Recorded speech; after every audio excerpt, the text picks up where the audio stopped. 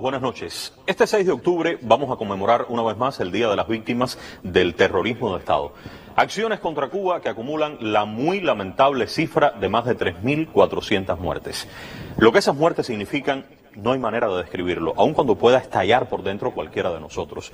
En realidad, no podríamos siquiera imaginar lo que siente una madre, un padre, un hermano, lo que siente un hijo que ha perdido a ese ser, resultado de un acto terrorista, resultado de una acción bárbara que no tiene la más remota justificación en ningún caso. Es indignante saber que no pocos responsables de esas muertes jamás han respondido a la justicia. Algunos murieron, simulando, por cierto, una ancianidad venerable, como es el caso del tristemente célebre el terrorista confeso Luis Posada Carriles. Otros viven aún. Por ejemplo, alguien que acumula una hoja de terror y muerte contra el pueblo de Cuba, Santiago Álvarez Fernández Magriñá. En los últimos días, Fernández Magriñá afirmó ser un pacifista.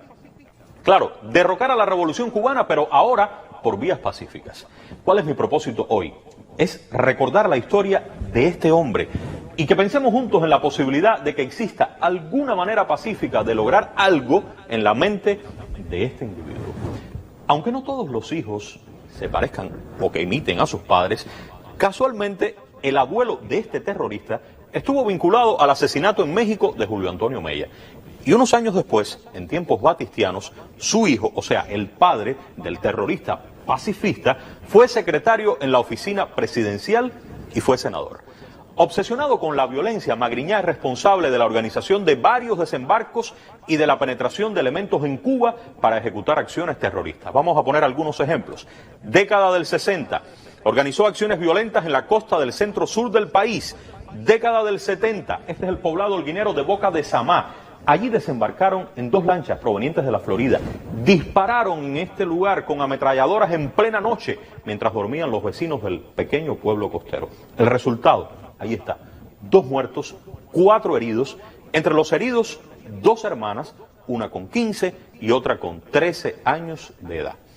En el año 2000, su amigo, algunos afirman su mejor amigo, Luis Posada Carriles, lideró la organización de un atentado, del atentado fallido, recuerden, contra el comandante en jefe Fidel Castro en el Paraninfo de la Universidad de Panamá.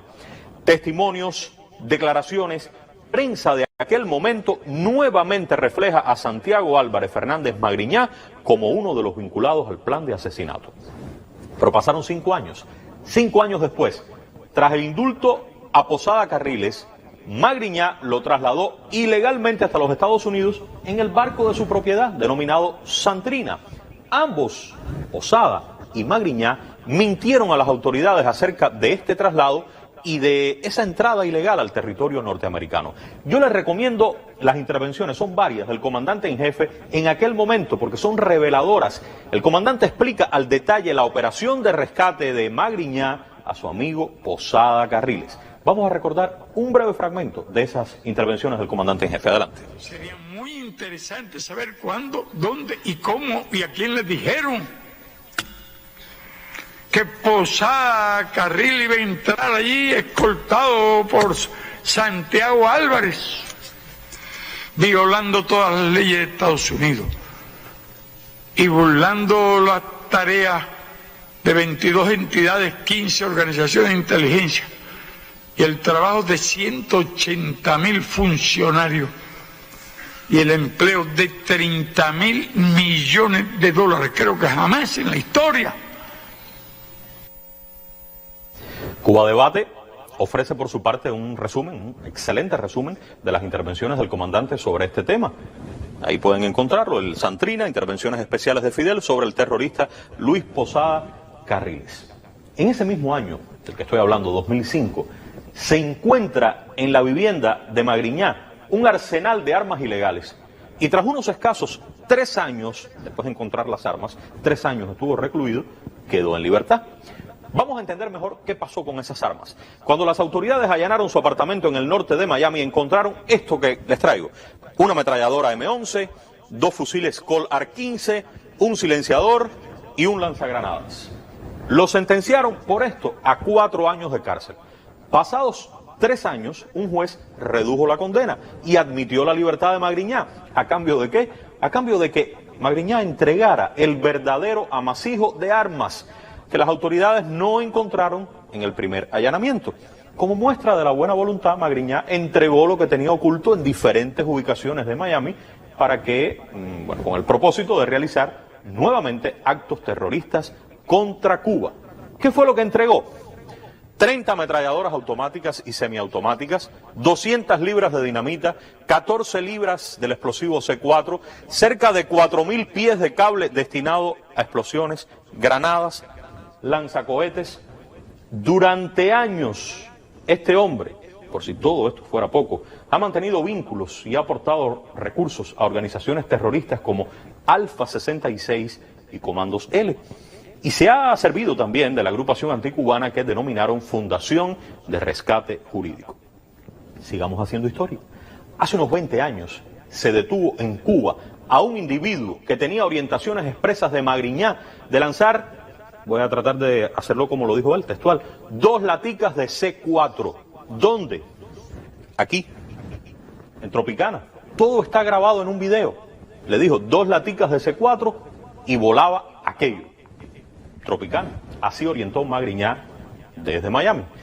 Sí, este hombre es el mismo que ahora está hablando de métodos pacíficos como parte de la visita a la Florida de un grupo de cubanos dueños de MIPYMES. Métodos pacíficos para derrocar al gobierno cubano, esa es la lección que pretendió dar el veterano terrorista.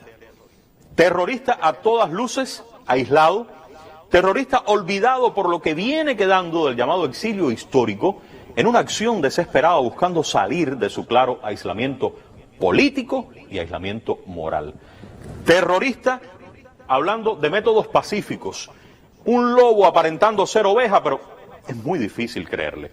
Y lo está haciendo ahora cuando cada vez es más claro que el bloqueo que viene de ese país sigue siendo el principal obstáculo para el desarrollo y para la vida normal de nosotros los cubanos. Desarrollarnos por nosotros mismos y con nuestros propios esfuerzos es la idea. Fidel fue muy claro. Un terrorista, un asesino, como lo es sin dudas Santiago Álvarez Fernández Magriñá, tiene muy poco, yo diría mejor, no tiene nada que enseñar al pueblo de Cuba. Si de algo debiéramos hablar, sería de la justicia pendiente y de la justicia imprescindible que deberá caer sobre sus hombros.